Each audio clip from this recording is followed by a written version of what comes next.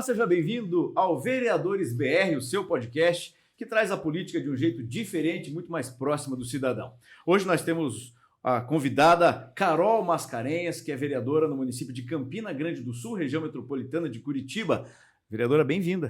Oi, gente, eu que agradeço esse convite, me sinto muito lisonjeada, agradeço o vereador agora não, né, porque é o secretário lá nosso, Vinícius Ferreira, por ter indicado. Então é uma satisfação estar aqui e vamos mandar ver, né, vamos falar um pouco de política aberta. Tá certo. Obrigado pelo convite. Campina Grande do Sul é um município importante aqui da região metropolitana, né? Ah, sim. E primeiro, por todas as características do município, além de ser um dos municípios, como o Nélio falou, em linha reta, é o mais comprido hoje de toda a região metropolitana, né? Faz fronteira ali com São Paulo. E essa diversidade traz alguns desafios, mas nós estamos aí na política para vencê-los, né? Maravilha.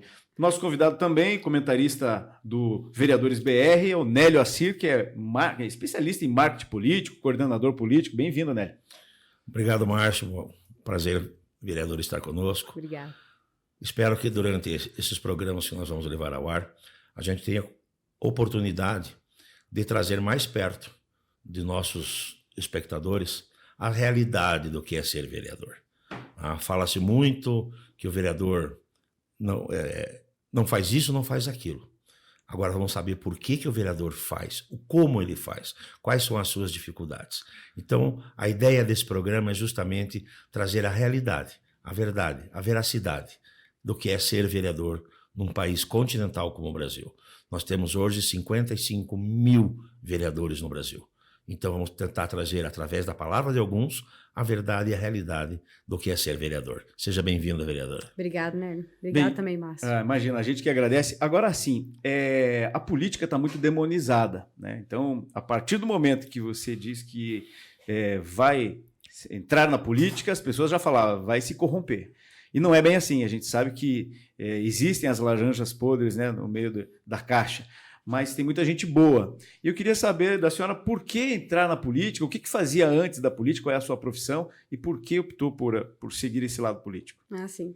Bem, primeiro, laranja podre tem em qualquer profissão, né? Não é só na política, né? Isso já tem que ser aberto já de cara, porque sempre tem o bom profissional e o mau profissional, isso depende individual de cada um.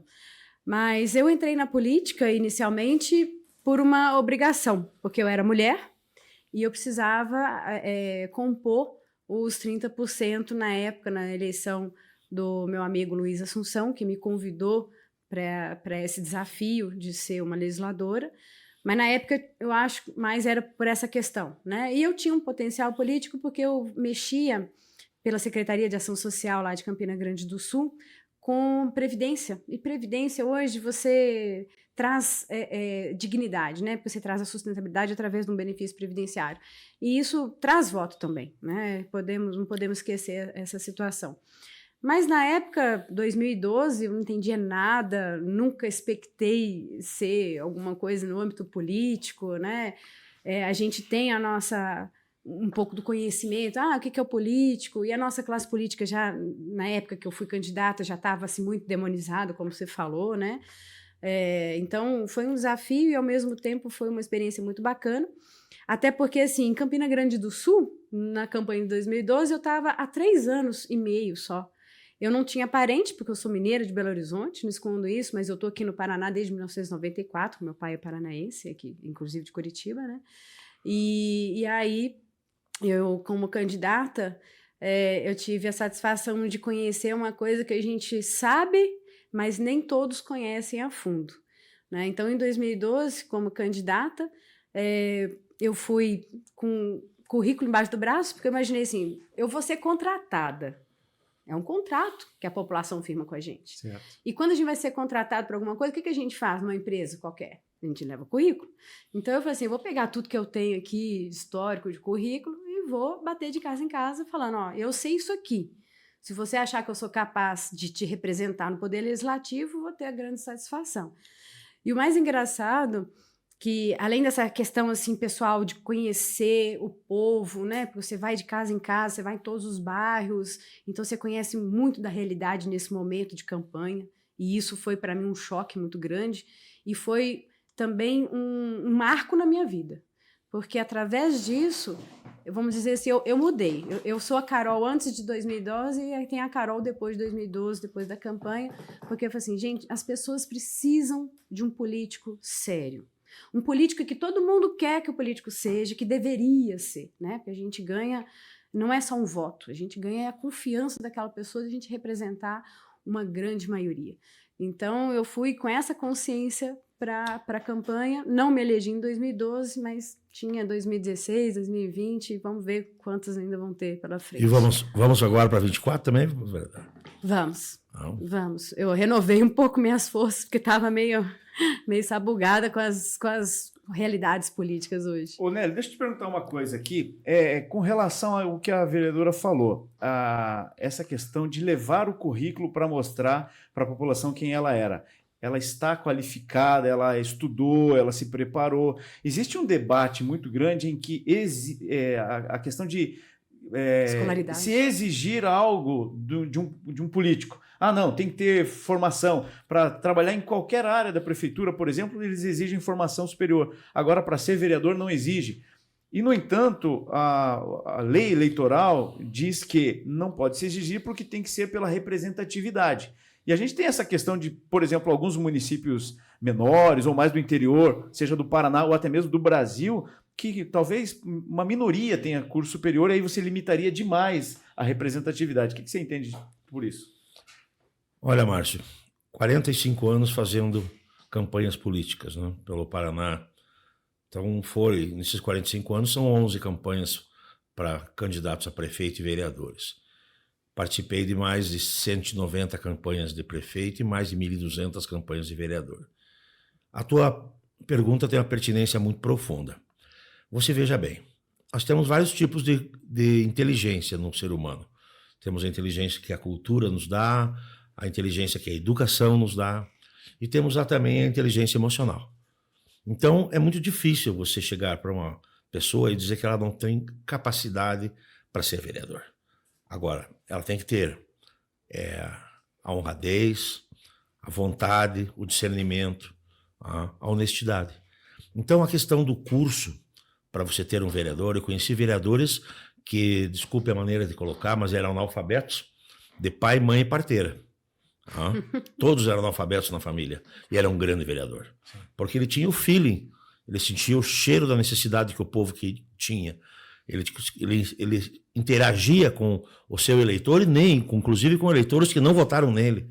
E era um excelente vereador, porque tinha essa perspicácia de buscar na população aquilo que realmente a população necessitava. E quando eu digo isso, não é clientelismo.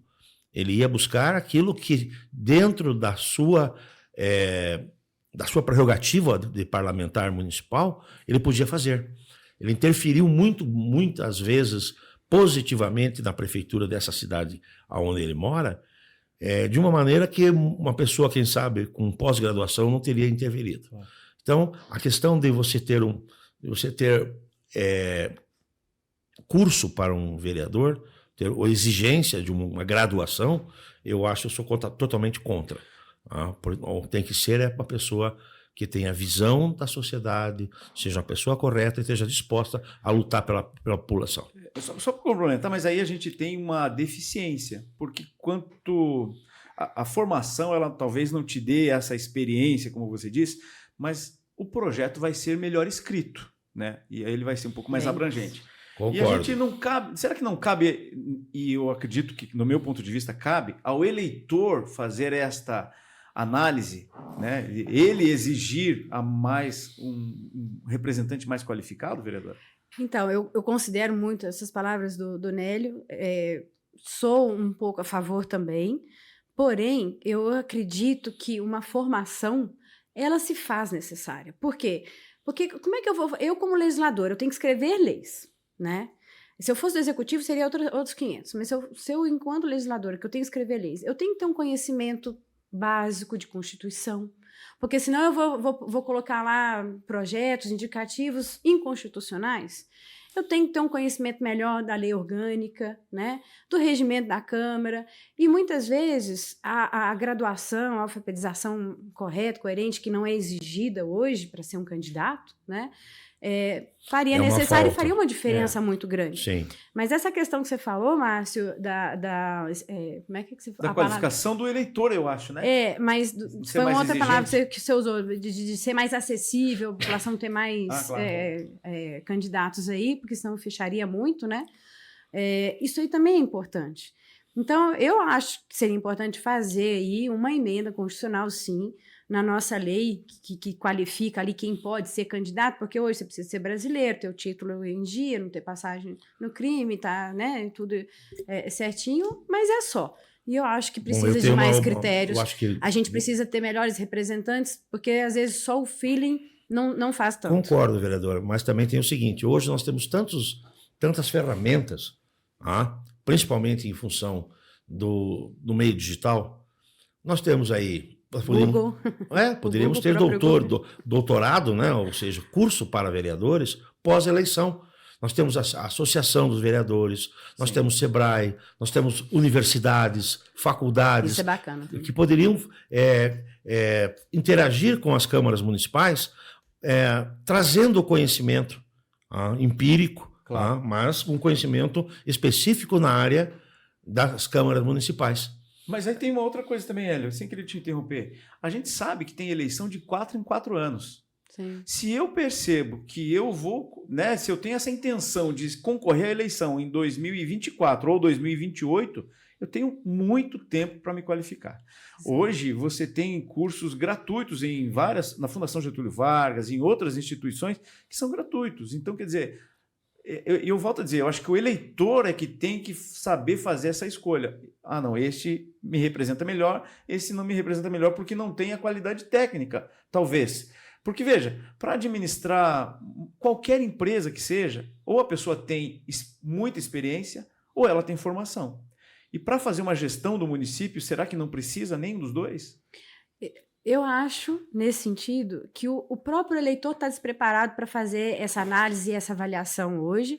Mas já melhoramos, né? Já melhoramos bastante. Hoje o nosso eleitor está muito mais crítico, muito mais atento para essas coisas. Mas ainda o grande eleitorado são pessoas hoje muito simples, que também não detêm de uma qualificação, né? Mas eu acho, assim, foi muito pertinente o que você falou, foi o Nélio que falou agora há pouco, de fazer um curso após. Eu, por exemplo, quando eu tive essa eminente aí de poder ser candidata e tudo, eu falei assim, vou me preparar. Aí eu fiz uma pós-graduação, que nem foi tão cara, né? Mas foi uma base muito interessante, pós-graduação em gestão pública. É o mínimo.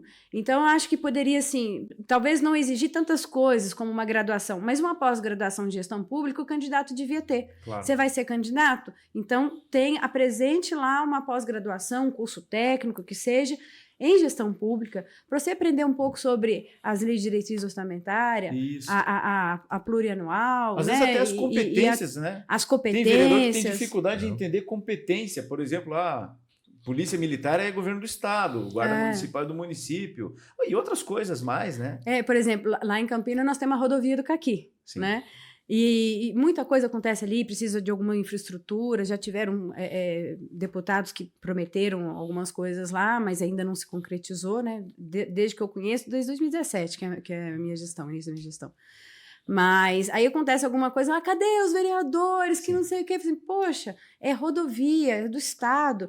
Lógico, não podemos legislar sim, podemos fazer ofícios, né, a Assembleia e tudo mais, mas existe um delay ali também importante também dessa proximidade entre os vereadores e deputados federais e estaduais também, né? Esse é outro déficit. Existe uma deficiência, na verdade, de toda a sociedade, né? Sim. Porque as pessoas, às vezes, não sabem qual é o papel do vereador, qual é o papel do deputado, qual é o papel do prefeito. Antigamente, a gente tinha algumas disciplinas na escola, né? Organização Social e Política Brasileira, que era o tal do OSPB, ou Moral e Cívica, isso, enfim, foi tudo tirado do roteiro. Mas, mudando de assunto, queria saber um pouquinho de Campina Grande do Sul. Ele não fica limítrofe, né, com a região metropolitana, mas está muito perto aqui da gente. Isso. Tem a interligação do transporte público, tem outras coisas mais. Mas eu queria saber quantos vereadores são lá e como é que funciona essa questão partidária lá. Bem, eu fui eleita pelo PSB, né? E hoje nós compomos em 11 vereadores na Câmara. Nós temos uma Câmara onde todos respeitam muito os indicativos, os projetos, né? Temos uma união boa. Temos as divergências? Temos, onde não tem, né? Hoje em dia, até dentro da família temos, mas mesmo dentro das divergências existe um respeito e um trabalho em prol da comunidade com muita eficiência, né? Nós somos todos muito atuantes, uns mais, outros menos, como sempre, em todo lugar, né?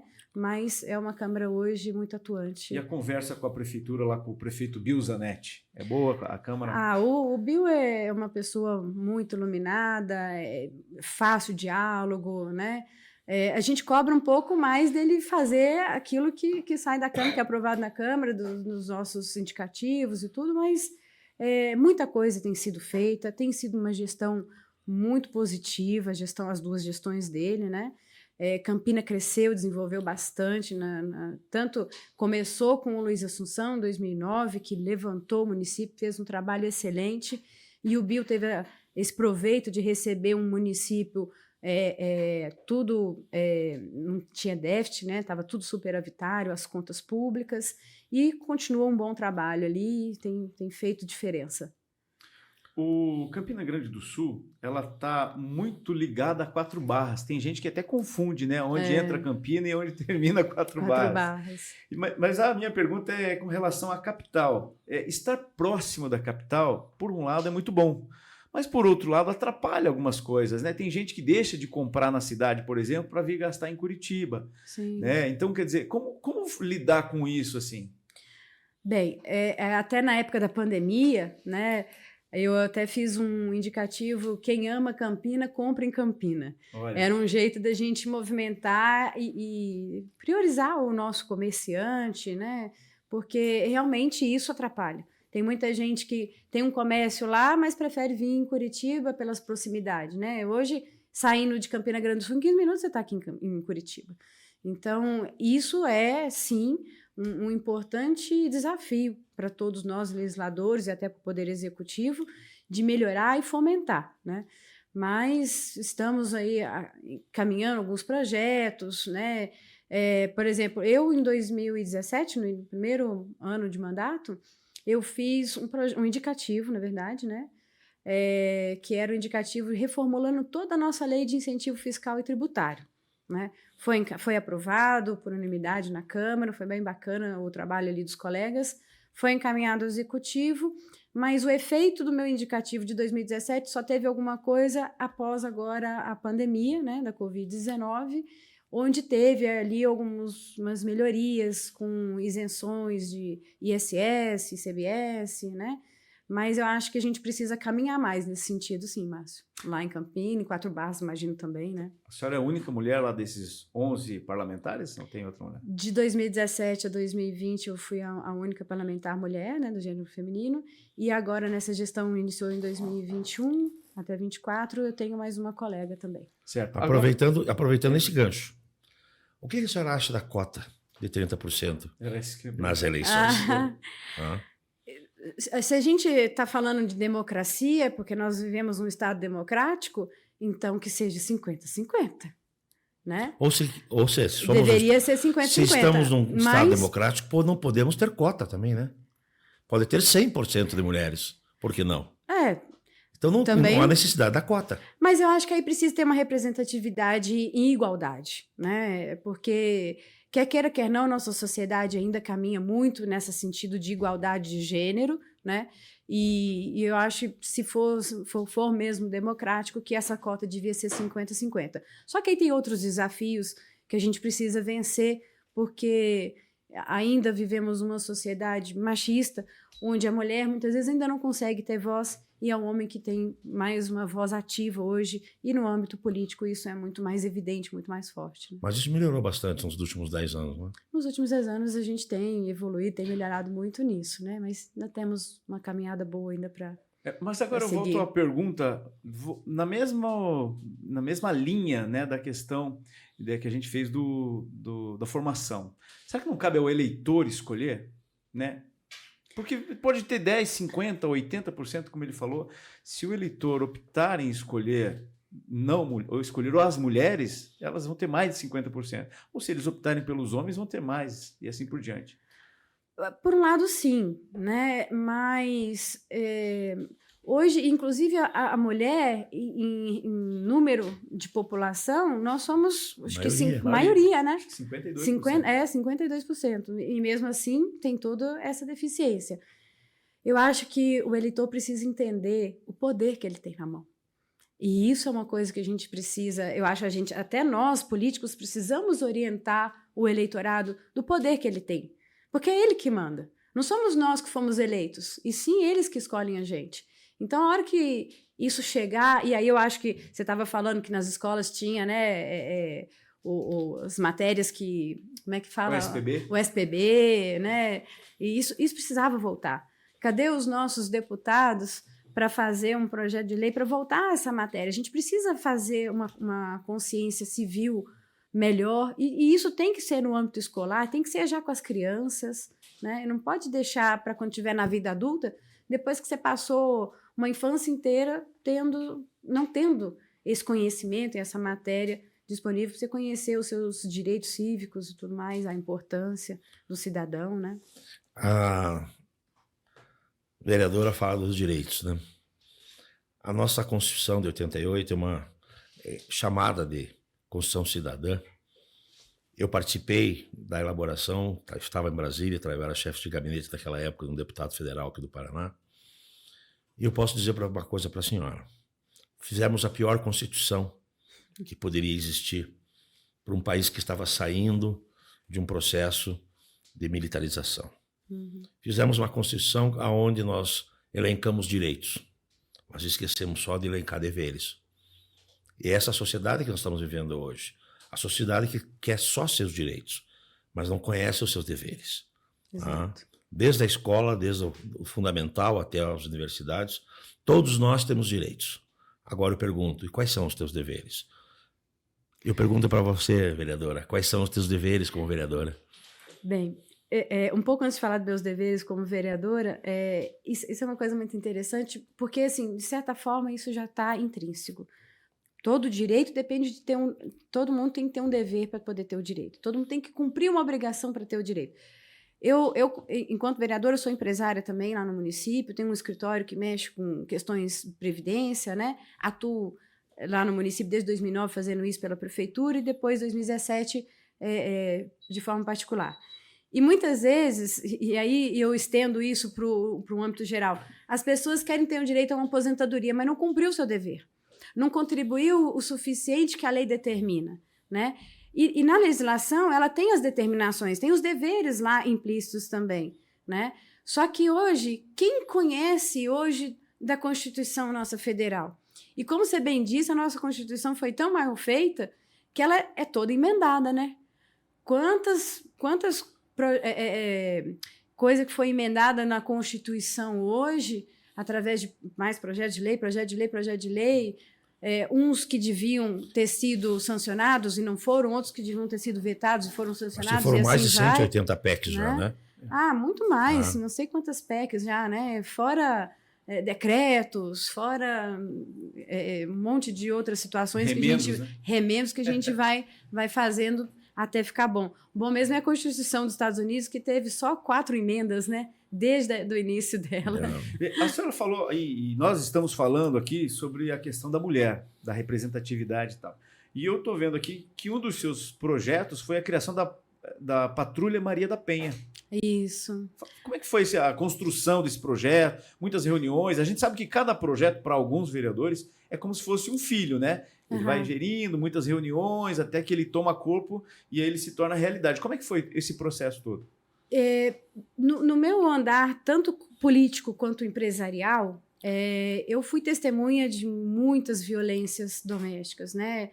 A gente acaba sendo um pouco psicólogo, tanto quando você atende um eleitor, quanto você atende ali um cliente lá no escritório. E muitos desabafos nesse sentido, né?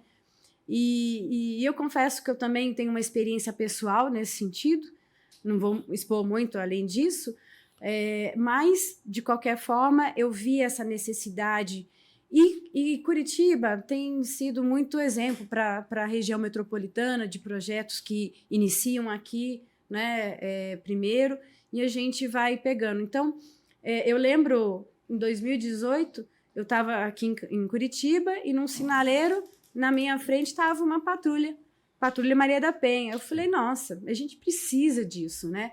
Eu lembro na época que eu até fui solicitar ao deputado estadual Alexandre Cury a viatura da Patrulha Maria da Penha.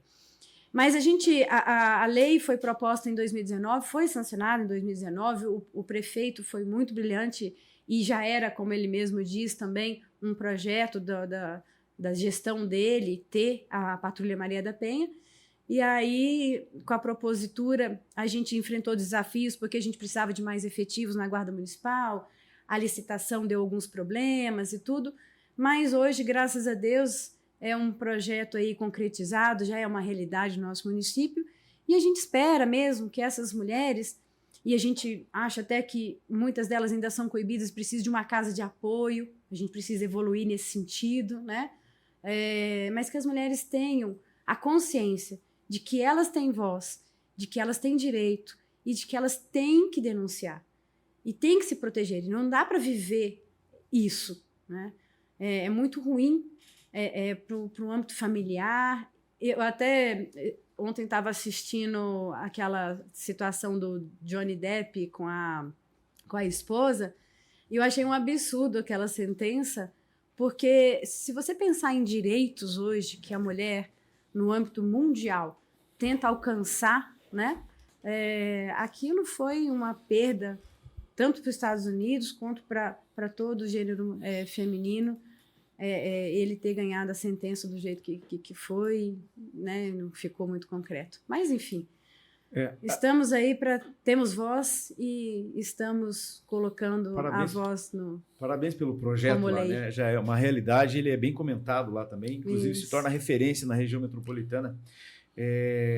O papel do vereador na questão da segurança pública, ele é limitado, né? Porque a segurança pública, quando se fala em segurança pública, se pensa em polícia militar, polícia civil, cadeia, essas coisas assim. Mas o papel do vereador é muito mais em deixar o ambiente seguro, né? Que é cuidar das ruas, da iluminação, das podas, da roçada, cuidar do ambiente seguro. Eu acho que é mais ou menos isso, né, vereador? Sim, a segurança pública ela é um foco muito forte desde o início da gestão do Luiz Assunção. E a nossa Guarda Municipal, ela teve uma evolução desde a gestão anterior a 2009, muito grande, porque a nossa guarda não tinha armamento. Você ia, né, fazer ali, atender um chamado, e a Guarda Municipal ia atender com cacetete. E se o bandido tivesse armado? O que seriam dos nossos guardas, né?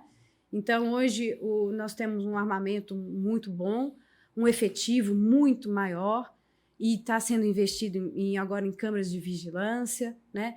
A questão hoje, a prefeitura tem também a questão de limpar para manter sempre seguro, né? Porque o Mato Alto é refúgio sempre do bandido. Então, isso também é uma preocupação, você sempre está vendo a prefeitura ali com o trabalho de limpeza. Eu, enquanto vereadora, eu tenho solicitado aqueles totem, que aqui em Curitiba tem bastante, porque aquilo é um forte inibidor hoje do assalto, né, do roubo de rua que seja. O nosso comércio tem sofrido, então a gente precisa evoluir. Com a questão hoje da fibra ótica, a gente pode evoluir muito, sem onerar muito também o município, uma vez que hoje a Guarda Municipal já detém de todo um equipamento próprio de câmeras, de telas, de vigilância, né? Então, acho que precisa usar essas ferramentas que não oneram tanto o poder executivo, porque a gente sabe que o problema muito grande hoje de se fazer coisas, principalmente no âmbito municipal, que a arrecadação não é tão boa no município pequeno, né? E a gente depende muito de emendas parlamentares e tudo mais, mas a gente precisa evoluir nisso, a segurança, mas eu acho que a segurança não faz só com efetivo também na rua. A segurança é a educação. E Campina Grande do Sul tem um olhar muito bacana, os vereadores, agora foi até aprovado finalmente uma lei que aumenta o efetivo dos nossos professores, né? Então a gente precisa basear na educação. É a educação que vai melhorar, a educação melhora a questão da segurança, porque traz oportunidades, né, de emprego. Quem tem trabalho, quem tem dinheiro, não vai assaltar. Né? Bom, deixa eu fazer uma interrupçãozinha rápida aqui. Eu sou o único aqui que não tem mandato. Márcio e Carol têm mandato. Eu quero puxar um pouquinho para a política nessa conversa. Eu tenho uma máxima comigo já há muitos anos que não existe uma eleição igual a outra. Cada eleição tem a sua característica. Você passou por 2 eleições, ou o Márcio também acho que passou por 2, né, Márcio? 3. 3, né? Eu 2. Eu 3. 2, é. 3, na verdade, né? Sim. 3. Eu quero fazer uma pergunta para ambos agora. De Márcio, de entrevistador, vai para entrevistado agora, Márcio. O que vocês esperam para a eleição de 24? Qual a grande mudança? Pode falar primeiro, Márcio. Bem, eu imagino que com essa diminuição do número de candidatos, né, porque na eleição de 2020 era 17. Aqui, não, lá, aqui era 38 mais 19, né, porque era 50% mais 1. Então, nós temos 38 candidatos, 50% seria 19, né? Então, nós tivemos 57 candidatos por partido. Esse ano já vai cair para 39, porque esse ano é 100% mais 1. Então, serão 39 candidatos com uma cota de 30% de mulheres. Que serão 20 contra 19. Não, serão 12 mulheres para cada chapa. 13 mulheres. Então, você vai ter 27 candidatos e aqui o coeficiente eleitoral ficou na faixa de uns 20 mil. Então, para você chegar a conquistar os 20 mil, você vai ter que fazer... Senão, aqueles pequenos candidatos que a gente tem aqui, que fazia aquela base da chapa, eles não vão ter nem oportunidade de se colocar à disposição no partido. Porque você vai ter que colocar entre esses 27 candidatos, por exemplo, do meu partido, o PSD, você tem que colocar gente que tenha maior voto. Senão, você não vai fazer as cadeiras que necessita. Se você trouxer aqueles candidatos que vão fazer um número menor de votos que servia para fechar a chapa. Então, ela vai ser bem mais apertada. Eu acho que isso é um fator novo. Isso aí do coeficiente, né? Eu acho que vai deixar muito candidato sem vontade de ser candidato. E a gente pode estar perdendo grandes oportunidades de pessoas boas que poderiam ser bons representantes hoje do Legislativo e sem uma vontade de participar de uma campanha eleitoral por essa dificuldade que essa mudança traz. Mas né? Que a gente corre o risco. Nós lá éramos 17, agora vai para 12. Vai para 12. Né? Então, você atingir um coeficiente, né, que se mantém, aumentou um pouco o coeficiente eleitoral, você atingir ali um número de votação para eleger um do partido, vai deixar muita gente desestimulada a ser candidato. A questão do número é uma coisa que vai mudar muito. Né? O número para você fazer uma vaga dentro da Câmara Municipal. Mas também a minha pergunta prende um outro fato. Eu comecei a fazer campanha de vereadores em 84. Já se vão quase 40 anos, né? Fazendo campanha só de vereadores. Com 5 anos. Já passei por várias. E cada eleição tem uma diferença. Antigamente o vereador tinha rádio, ele tinha programa na rádio. Não como comentarista, ele tinha no horário eleitoral, primeiro que eram 90 dias de campanha, hoje é 45. Essa é outra grande mudança também, é muito apertado. Ele tinha horário de vereador dentro da chapa do prefeito para expor o que ele queria como vereador. Aí ele foi tirado esse direito. Daí ele passou a ter o nome dele citado, nome e número. Corremos o risco de nem isso ter mais. Só ter o espaço para a campanha majoritária, não ter mais a campanha proporcional. Nós temos o advento da internet, que para mim é um grande fator, que influenciou muito as eleições em 2020, mas não influenciou em 18, mas vai influenciar em 24. Sim. Aliás, 22 influenciou muito, em 20 nem tanto. Em 24 vai ser muito grande. Então, aqueles candidatos que estiverem postados de uma maneira mais agressiva que eu digo tendo uma visualidade no que diz respeito às plataformas digitais, vai conseguir chegar, o santinho eletrônico vai chegar em tudo quanto é lugar. Exato. Então, são mudanças de uma campanha para outra. Então, a pergunta que eu faço aos dois que são candidatos é: o que as mídias digitais influenciarão na campanha de 24? Eu acho sempre muito importante o corpo a corpo, porque você olhar a pessoa no olho, você já mede ali, muitas vezes, até o caráter, né? E a questão da rede social, ela tira esse corpo a corpo, ela não aproxima mais o eleitor com o candidato. Eu acho isso uma deficiência. Uma deficiência também muito grande é essa questão do tempo curto que você mencionou.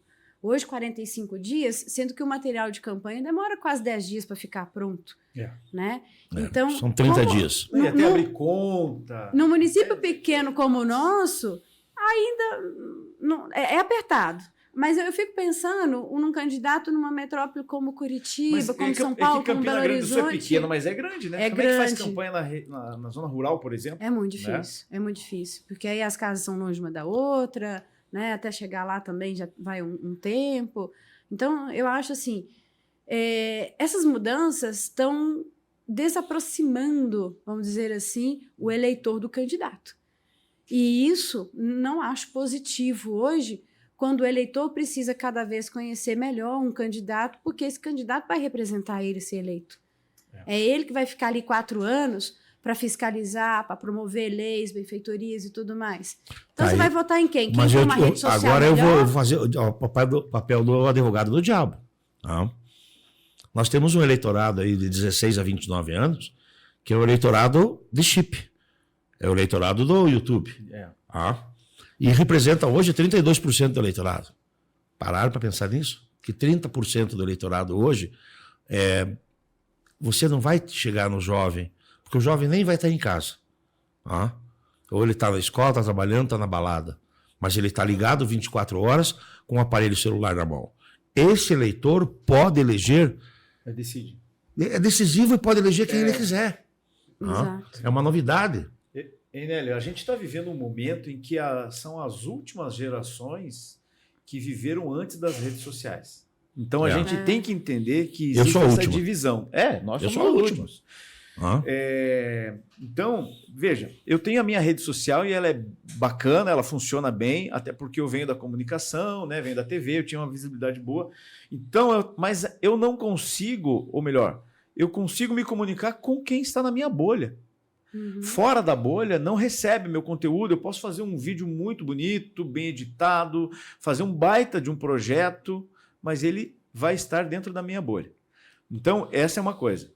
Ou eu impulsiono para sair da minha bolha, para conquistar algo a mais e dar uma rastelada por fora, ou vou ficar condicionado a isso. E, por outro lado, tem esta geração, como você falou, que é acima dos 35, talvez, que é a Dona Maria, lá vou dar um bairro aqui de Curitiba, o bairro Tatuquara, que fica lá no extremo sul de Curitiba, quase limite com Fazenda Rio Grande. Quase Fazenda Rio Grande. Ela não tem WhatsApp, ela não tem Instagram, ela nem sabe... Essa é outra realidade ela não sabe nada, entendeu? Então, ela não sabe... Não tem acesso à internet. Não tem acesso. E o que tem é muito direcionado. Então, eu imagino que o desafio, Nélio, dessa campanha seja esse também. A gente saber dividir campanhas diferentes para públicos distintos.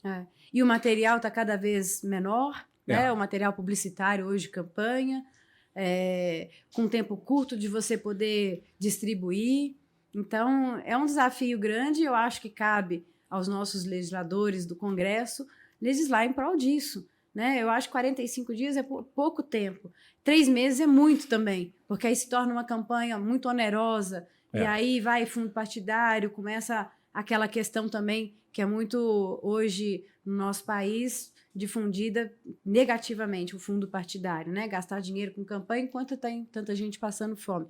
Mas tem coisas que o Congresso tem que estar pensando e tem que estar modificando. Né? Mas será que não dá agora voltando na questão do número de candidatos, lá são 12, né? Então aqueles candidatos, você falou vou chamar a senhora de você. Pode chamar de você. A gente tinha aqueles candidatos que saíam às vezes só para, né, às vezes pegar um fundinho partidário, né, para quem conseguir colocar o nome em evidência para pensar de repente numa outra possibilidade, e esses já não vão entrar, né? Então ele já vai dar uma filtrada. Além disso, a gente percebe que na rede social não existe milagre de última hora. Ou você se consolida na rede social e vai criando né, começa a criar. Não existe montar uma rede social em cima da hora dos 45 dias. Então, a consolidação começa bem antes. A campanha já começou. É mais ou menos isso, não, né? A campanha nunca para. Termina uma eleição, começa outra. Exato. Né? Essa é uma máxima que é insufismável na campanha política, né? Todo político termina a eleição, no dia seguinte ele recolhe lá os cacos que sobrou da eleição e olha para sua esposa, para o seu marido e diz assim, e daí, agora? Não, agora começa a outra. Porque a campanha sempre existe. Quem é da política sabe disso. Mas existem os outsiders. Eu gosto muito do candidato outsider. Aquele que aparece na última hora, você não sabe da onde, não sabe por quê, mas quando abre a urna ele está lá com centenas, milhares de votos. O que vocês me dizem do candidato outsider? Eu acho bacana. Só que dessa vez talvez não tenha. Porque ninguém vai correr o risco de colocar um estranho, por exemplo, alguém que não tem uma representatividade, já que são só 12 vagas lá no Campina Grande do Sul, por exemplo. Você vai pegar um camarada ali que você não conhece, não sabe o potencial dele, para correr o risco de ocupar um espaço que pode ser preenchido por alguém que você já conhece. O eleitor tem muito preconceito com a classe política, né? Sim, demais. Então, essa questão que veio ali com a campanha do Bolsonaro, do novo, isso ficou muito difundido e isso está em voga ainda, né? Então, muita gente prefere, às vezes, apostar num novo, mesmo que desconhecido, mesmo que não tenha uma representatividade bacana, ou até um trabalho já evidente no seu município, né? Para arriscar no novo, achando que os que estão lá não fazem nada, estão lá sentados só para ganhar dinheiro, que é o que corre na boca do povo. E não é bem assim. E assim, hoje Campina evoluiu bastante, porque já tem alguns anos que nós temos a transmissão ao vivo da sessão ordinária, né? E isso também é uma coisa muito bacana. Mas quando você vê em números, quantas pessoas, uma população de 5 mil pessoas, efetivamente está assistindo ali a câmera, ou que assistem que posteriormente, porque ela fica lá, né? Então, o povo precisa entender do seu poder, mas precisa entender também do seu dever. Voltamos de novo no dever, né? Então, o que ele precisa? Ele precisa conhecer o candidato. Eu fui na passada, né? Na gestão passada, a única mulher. E muita gente não sabe quem eu sou, não sabe quem que é a Carol Mascarenhas, não sabia nem que tinha uma mulher na Câmara, né? E assim, se não fosse uma exceção como eu fui na gestão passada, vai lá, confundiu a fulana com a Beltrana. Mas eu era a única mulher e tem gente que não sabia quem que era a única vereadora mulher, né? Isso remonta a uma outra colocação, vereadora, que eu sempre brigo muito com os pré-candidatos e com os candidatos com a gente ajudava durante as eleições, continua ajudando. O papel real do vereador. O vereador, durante a campanha, ele se coloca muitas vezes, não quero generalizar, Sim. Ele se coloca como o solucionador de todos os problemas do município. Aquelas promessas. Ele promete tudo. Famosas promessas. Aí depois que ele está eleito, ele vai ver que ele não pode fazer nada, porque a função dele é legislar e fiscalizar. Essas basicamente são as funções do vereador. Tá? Então, isso também acaba criando na população, no eleitor, uma desconfiança muito grande com os edis da cidade, né? O que a senhora tem me colocar disso? Você sabe, né, Hélio e Márcio, isso é uma coisa engraçada, porque eu sempre fui da opinião seguinte: existem grandes dois venenos na política brasileira hoje: a corrupção e a demagogia. E a demagogia, ela vem também na forma de promessas que você não sabe se vai cumprir, né? Até em todas as minhas campanhas, muito eleitor, o eleitor quer que você prometa alguma coisa. Prometa alguma coisa. Eu falei, eu prometo. Eu prometo trabalhar firme, trabalhar honestamente, né? Mas o que mais que você promete? Eu falei assim, eu não posso prometer nada. Primeiro, toda promessa é uma coisa muito séria. É uma dívida. E promessa é dívida. Promessa tem que ser cumprida. Agora, como é que você pode prometer uma coisa que você não sabe se vai poder cumprir porque não está na nossa alçada enquanto legislador conseguir fazer coisas que está na alçada do executivo realmente executar, tá aí a própria palavra, né? Então, eu prometo trabalhar honestamente, transparente, e fazer coisas em prol da população, em prol do crescimento e desenvolvimento. Fora isso, eu não posso te prometer mais nada. E tinha gente que ficava frustrado com a verdade. Isso que é o mais engraçado. A verdade às vezes frustra. E por falar em verdade, como lidar com o assistencialismo? Porque todo dia, em todos os lugares do Brasil, em todas as câmaras, tem alguém pedindo. E não é porque às vezes não precisam. Realmente, às vezes as pessoas precisam. Ninguém pede uma cadeira de roda se não precisa. Né? Mas não é o papel do vereador de fazer esse atendimento. Como faz para lidar com isso? Sabendo que aquela mãe precisa de um atendimento para o filho, um leite especial, e dizer não. É difícil dizer um não.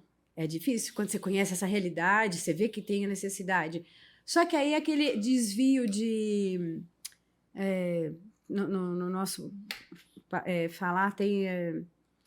agora não é desvio de conduta. Quando, por exemplo, o vereador não pode propor ônus ao executivo. Aí, se ele faz um projeto de lei propondo ônus, é desvio...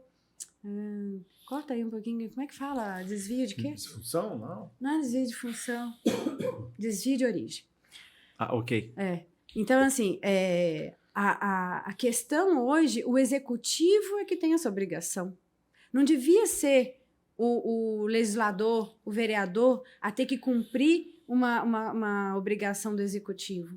Uma cesta básica não pode ser dada por um vereador, mas não tem nada que impede na lei que o vereador o faça. Né? Uma fralda, uma cadeira de rodas, isso não é competência de um legislador. Eu tenho que legislar com alguma lei ou ter uma parceria bacana com algum deputado que vai trazer emendas que supra a necessidade do meu município para comprar esses equipamentos para a nossa comunidade. Agora, nós legisladores fornecer esse tipo, isso cria um outro grande veneno que eu acho hoje na política, que é esse assistencialismo. Porque muitos vereadores hoje na sua gestão, ele atende um X número de pessoas porque ele sabe que ele, dando a cesta básica, o remédio, liberando o exame, facilitando isso, ele vai conquistar aqueles votos que é o suficiente para ele se eleger para uma próxima. Clientelismo. Né? E aí, o que esse vereador efetivamente está trabalhando em prol de um todo? Porque ele não é vereador de bairro, não existe vereador de bairro. Você é vereador do seu município. Né? Então, perfeito. Isso são coisas que eu acho que tem que ser mudadas constitucionalmente, tinha que ter uma penalidade mais forte. Eu tenho acompanhado muito essa questão, porque aqui em Curitiba a gente tem 75 bairros, né? São divididos em 10 regionais, e é muita gente que pede as coisas, porque havia, até então, o costume de que o vereador dá. O vereador consegue ônibus para o velório, o vereador consegue cadeira de rodas, cadeira de banho, leite especial, fralda, muleta, dentadura, compra rifa. Né? Então, a gente precisa realmente mudar esse Devia ter uma penalidade muito forte em cima do vereador que fizesse isso para coibir na verdade, já existe conduta, alguns vereadores sendo punidos por isso, perdendo cargo, inclusive, porque eles condicionam aquilo que a senhora falou, eu dou a cesta básica, mas fica com o meu número aqui e tal, né? Então, existe já vereadores sendo punidos, inclusive perdendo cargo por conta disso. Mas a gente precisa explicar para o cidadão também, né? Que não é o papel do vereador, que ele tem que procurar os órgãos legais, os departamentos, do CRAS, por exemplo, e assim por diante. Mas você sabe qual que é a minha opinião, Márcio, sobre isso?